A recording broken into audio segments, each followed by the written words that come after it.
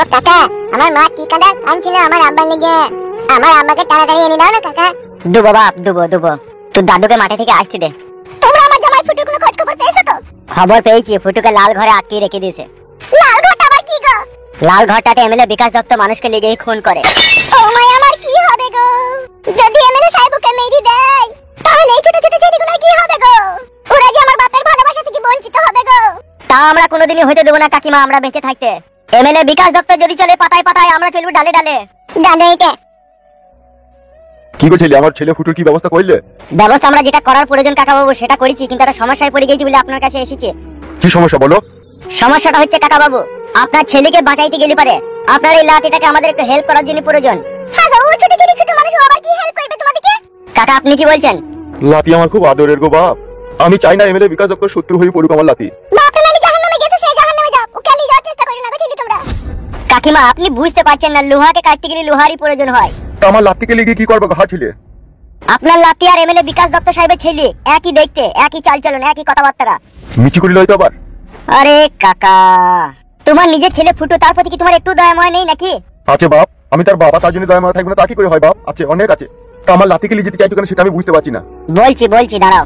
MLA Bikash Dutta সাহেবের বউকে আর ছেলেকে আমরা তুলে নিয়ে এসেছি, আর এমএলএ বিকাশ দত্ত সাহেবের ছেলে আপনার লাতির মতনই দেখতে। তাই আমরা প্ল্যান করেছি এমএলএ বিকাশ দত্ত সাহেবের ছেলেকে গোডাউনে রেখে দিয়ে আপনার লাতিকে নিয়ে যাবো সাথে করে। আর বিকাশ দত্তকে মিথ্যা করে বলবো এটা তোমারই ছেলে, আর ওর আসল ছেলেকে আমাদের কাছে রেখে দেবো। যে ফুটু যেই আমাদের কাছে চলে আসবে আর এমএলএ বিকাশ দত্ত সাহেবকে আমরা গুলি করে দেবো। আমরা চাই এমএলএ বিকাশ দত্ত সাহেবের ছেলেকেও মেরে দিতে, কারণ ওকে বাঁচিয়ে রাখলে আমাদের বাচ্চা আবার দুর্ভরসা হয়ে পড়বে। আমার লাতির কোনো ক্ষয়ক্ষতি হবে না তো বাপ? কাকা বাবু, শেষে মিলে বস্তু, আর বস্তুর ভিতরে মিলে কচু, আর সেই কচু জলে ধুতে গিয়ে হারিয়ে ফেলবো তা আপনি ভাবেন না। আপনার লাতি সহি সালামত আপনার কাছে আমি নিয়ে আসবো। আর আমার ছেলে ফুটু? দুই বাপ বেটাকে আপনার কাছে আমি এনে দেবো, আমি কথা দিয়ে গেলাম আপনাকে। আমার খুব ভয় লাগে, আমার লাতি যদি কিছু হয়ে যায়। চিন্তা করো না কাকিমা, চিন্তা করো না, আমি আছি তো। আমাকে বাঁচানোর জন্য আমি যাবো। আমি যখন বড় হব না কাকা, এমএলএ বিকাশ দত্তকে আমি কি মারবো গো? সে মারের কোনো ওষুধ নাই দেখবা। কাঁটা ভুঁইয়ে ওকে মুখ গুঁজেড়ি ধরবো আর পটকে মারবো। বাহ বেটা বাহ, শের কা বাচ্চা শেরই হতা হে রে।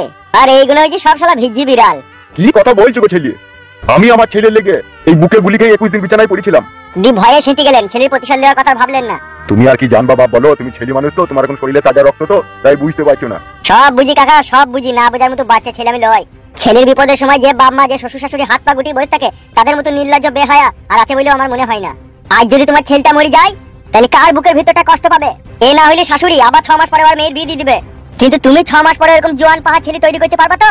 তাই বলছি কাকা, চিন্তা ভাবনা করো না, এমন কোনো কাজ করবো না যে তোমার লাতিরা তোমার ছেলের ক্ষতি হোক। দুজনাকে আমি সহি সালামত তোমার কাছে এনে দেবো। ওগো ছেলে, তুমি ভুল বুঝো না, আমি বুঝতে পেরেছি তোমার শরীরে এখন প্রতিশোধের আগুন জ্বলছে। প্রতিশোধ আমার জন্য নয় কাকা, আমি চাই এই গ্রামের সমস্ত মানুষ সুখে শান্তি বাস করুক, আর এমএলএ সাহেবের মতো সুইরের বাচ্চা এই পৃথিবী থেকে নিশ্চিন্ন হয়ে মুছে যাক। বুঝতে পেরেছি বাপ, বুঝতে পেরেছি। ওগো ছেলে, আমি তোমার হাতে তুলে দেবো, কিন্তু তুমি বাপ যেন আমার লাতিকে যেন ফিরিয়ে এনে দেবা বাপ। চিন্তা করো না কাকিমা। দাদু ভাই চাচুকু, তুমি চিন্তা করো না দাদি, আমার কিচ্ছু হবে না। তুমি চিন্তা করো না, আমার কিচ্ছু হবে না। বেশ শোনা ভাই, তাহলে যাও তোমার কাকার সাথে। বেশ ঠিক আছে, চলো কাকা চলো। একদম চিন্তা করো না কাকা, ঠিক আছে? আমি তোমার ছেলেকে আর তোমার লাতিকে আমি বাড়ি পৌঁছে দেবো। ভালো থাকো, আসছি।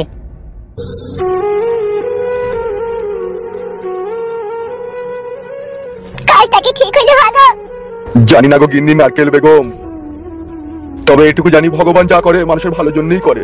জানি না আমার লাতিটার ভাগ্যে কি জানে ভগবান লিখেছে। আপনার মতো একটা মানুষকে কত সহজেই কাবু করে দিল। আপনি তো একজন এমএলএ, থানা পুলিশ তো আপনার হাতে, মার্ডার করছেন না কেন আপনি? আপনার জায়গায় যদি এতক্ষণ আমি থাকতাম না, বংশ শুধু বাড়িঘর চালিয়ে দিতাম। বাগের পুঁটি, আমি সামান্য একজন এমএলএ, আমি সব লোককে মার্ডার করে দেবো এতটা পাওয়ার এখন আমার হাতে আসেনি। তাহলে কি আপনি বসে বসে আঙুল চুষবেন? শের কো শিকার করনে কে লিয়ে আমার বউ আর ছেলেকে ওরা আটকিয়ে রেখে দিয়েছে, আর আমাকে রাত 12টার সময় একা কাঠ খোলা বাগানে ডেকেছে। তার মানে বিষয়টা বুঝতে পারছিস? কি জি বলেন বিকাশ দত্ত বাবু, আমি বুঝতে পারবো না সেটা কোনো কথার মধ্যে পড়ে? ওরা আপনাকে অ্যাকচুয়ালি মার্ডার করার প্ল্যান করেছে। না থাকবে বাঁশ, না বাজবে বাঁশুড়ি।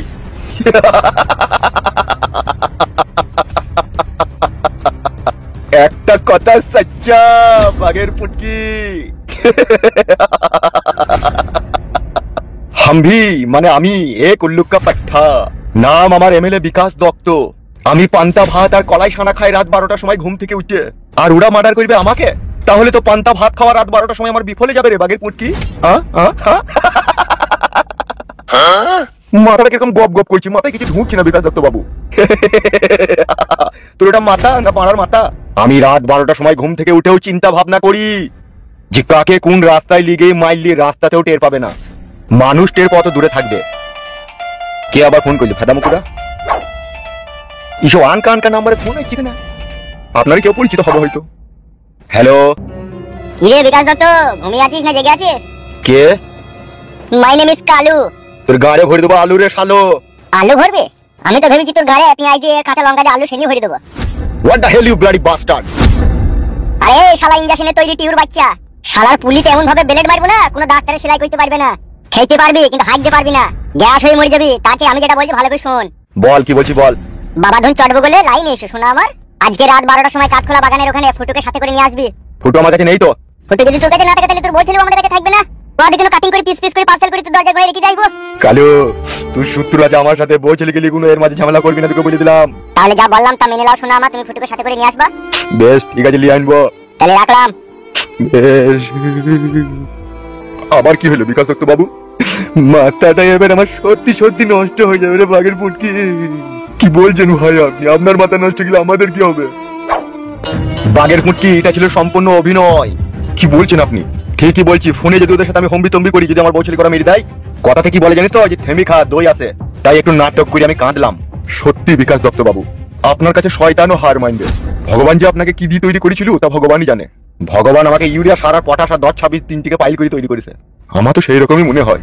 সুরে বাচ্চা, তুই কি আমার সাথে ইয়ার্কি মারছিস? আমি আপনার সাথে কেন ইয়ার্কি মারতে যাবো বিকাশ দত্ত বাবু? আপনি বলছেন বলে আমি একটু হ্যাঁ হু দিচ্ছি। সে হাফগান্ড আর সাদা কুকুর সুরে বাচ্চা সকালবেলায় বেরিয়েছে, এখন আসার কোনো নাম ঠিকানা নাই তাদের। আপনি তো তাদেরকে খুঁজার লেগে অলি গলি নদী নালা হাটকি হুটকি খুঁজতে বলেছেন। খুঁজা হোক, হইলেই চলে আসবে। একটা লোক লাউড়া আমার ঠিকঠাক কাজ করতে পারছি না। কাজের লোক আমার একজনই ছিল রে, সেটা হচ্ছে হামসফার। বলার সঙ্গে সঙ্গে কাজ করে দিত। আর আমরা কাজের লোক নয়। তুমি আমার এরের লোক হে শালো। শালা বৈদুরা রাত হচ্ছে আর মদ দাও আর খাসির মাংস দাও আর কোথাও ভালো মেয়ে আছে দাও, আর কাজের বেলায় লোবডেঙ্গি। ওটা লোবডেঙ্গি লয়, লোবডাঙ্গা হবে। বিকাশ দত্ত বাবু, আমি যেভাবে কালো কুকুরকে খুঁজেছি, লোকে ছাগল হারিয়ে গেলেও ওইভাবে খুঁজে না, লেকিন কোনো অস্তিত্ব পাইনি। পাবি কি করিবে? তোরা কত বড় বাল ছিনা মস্তান, সে আমার জানা আসবে। তোদেরকে হাতে গোড়ায় ধরে এনে দিতে হবে, তখন তোরা মারতে পারবি, এমনি ধরে নিয়ে মারতে পারবি না তোরা। কি বলছেন বিকাশ দত্ত বাবু? না পেলে কি করবো বলুন? শালা আমি টাকা পয়সা দিয়ে 3-4টি মস্তান পুষু, সারা একটা কাজ করতে পারছি না। বিকাশ দত্ত বাবু, যদি কিছু মনে না করেন একটা কথা বলবো। কি কি কথা? আজকে তো রাত 12টার সময় আপনাকে কাঠখোলা বাগানে যেতেই হবে, যেহেতু ওরা বলেছে আর না গেলে আপনার বউ ছেলের উপরে অনেক অত্যাচার করবে। তাই আমি যেটা বলছিলাম, আপনি একা দাঁড়িয়ে থাকবেন আর আশেপাশে সাইডে আমরা দাঁড়িয়ে থাকবো, আর যেই আপনার বউ ছেলেকে আপনি হাতে পেয়ে যাবেন অমনি আমরা ওদিকে গুলি করবো। এত বুদ্ধি নিয়ে রাতে ঘুমোস কি করিবে? মশাই কামড়ায় না তোকে? কেন বিকাশ দত্ত বাবু, আমি কি কোনো অন্যায় বললাম?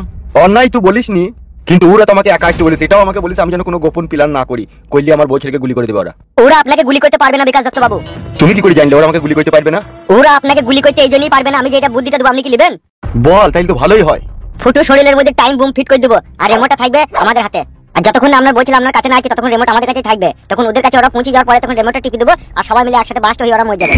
তুই যে ঘরে শু সেই ঘরে কি মশারি টাঙাস নাকি? কেন আমার বুদ্ধিটা কি খারাপ? হবে, তোর ইন্টারন্যাশনাল প্ল্যান তো হবে, গুড আইডিয়া হবে। বাগে পুটকে বলো ফুটুকে আর হামসাফারকে এখানে নিয়ে আসো। ঠিক আছে বড় ভাই। আর সাদা কুকুর, তুই বাগের পুটকির সাথে যা। বেশ বেশ ঠিক আছে বড় ভাই। যাও বাগের পুটকি যাও। হাফ গান্ডু, বলেন বিকাশ দত্ত বাবু। টাইম বুমার রিমোটের ব্যবস্থাটা করো। ব্যবস্থা আবার কি করবো? বুমের ফ্যাক্টরি খোলা আছে আমার বাড়িতে। এই হচ্ছে বড় 1 নম্বর কাজের লোক আমার। যাও বুমটা তাড়াতাড়ি নিয়ে চলে এসো। ঠিক আছে বিকাশ দত্ত বাবু, আমি যাবো আর আসবো। ঠিক আছে যাও। এবার শুরু হবে বিকাশ দত্তর আসল খেলা। এমন ভাবে মারবো গায়ে জামা শুধু টের পাবে না, টের পাবে শুধু ঘরের বউ।